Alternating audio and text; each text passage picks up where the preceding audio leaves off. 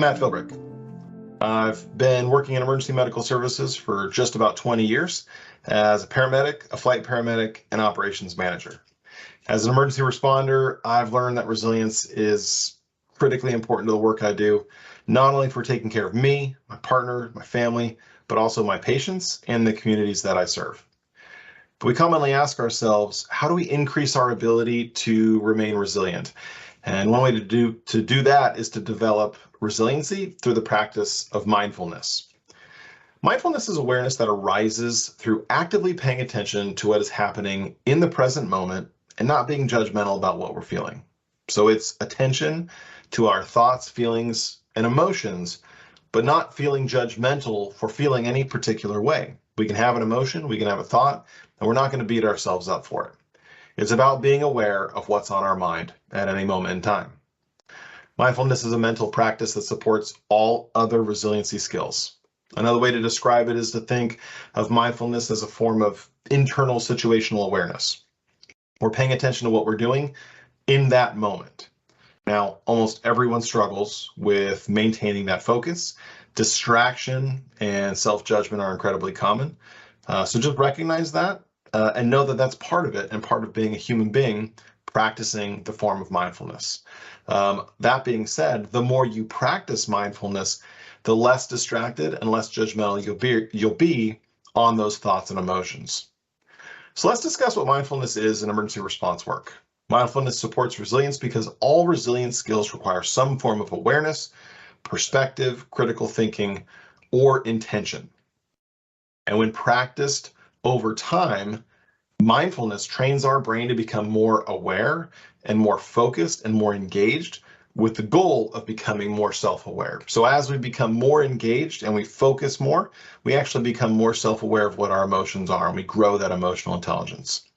Mindfulness has other benefits too, and practicing mindfulness helps emergency responders create positive changes in our brains that help increase our capacity to maintain a stable, clear, and effective mental state in high-stress situations.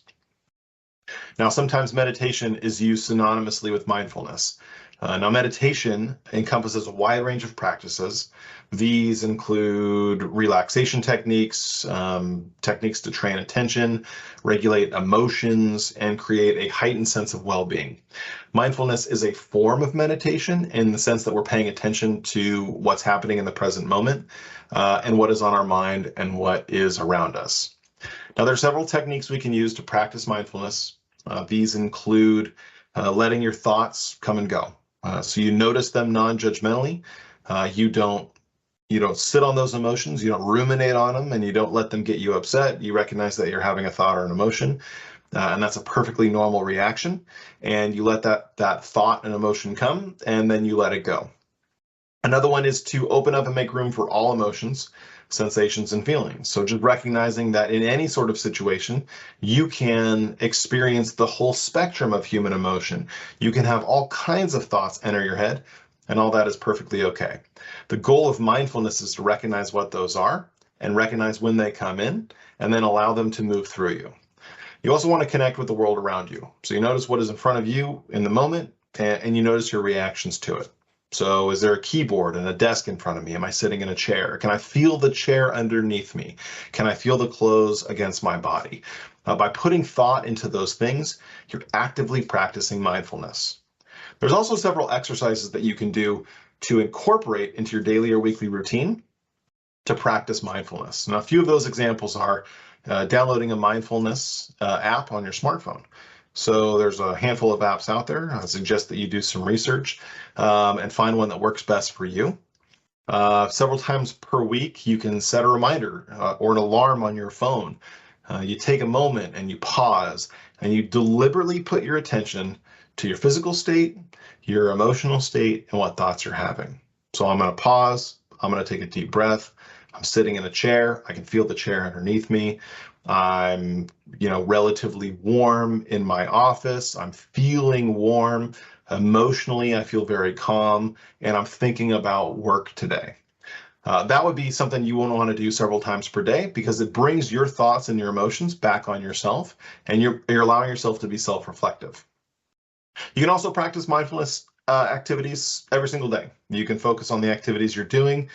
This can come in the form of paying attention when you are brushing your teeth, or when you're driving your car, or doing the dishes, or mowing the lawn, or preparing or eating a meal, or even pumping gas into your car.